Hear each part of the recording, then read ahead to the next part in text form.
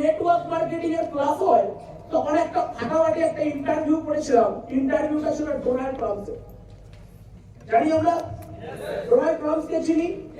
তো ডোনাল্ড ট্রাম্পের আমি একটা ইন্টারভিউ দেখছিলাম, ওখানে ডোনাল্ড ট্রাম্পকে রিপোর্টাররা প্রশ্ন করছে যে স্যার আজকের দিনে দাঁড়িয়ে আপনি যে জায়গায় আছেন ওখান থেকে দাঁড়িয়ে যদি আপনি সবকিছু আবার হারিয়ে ফেলেন তাহলে আপনি জীবনে নতুন করে সবকিছু ফিরে পাবেন কি, পাবেন বলে মনে হয়? ওখানে ডোনাল্ড ট্রাম্পকে রিপোর্টাররা প্রশ্ন করছে যে আপনি যদি সবকিছু হারিয়ে ফেলেন তো আপনি নতুন করে ফিরে পাওয়ার কোন রাস্তা কি আপনার কাছে জানা আছে?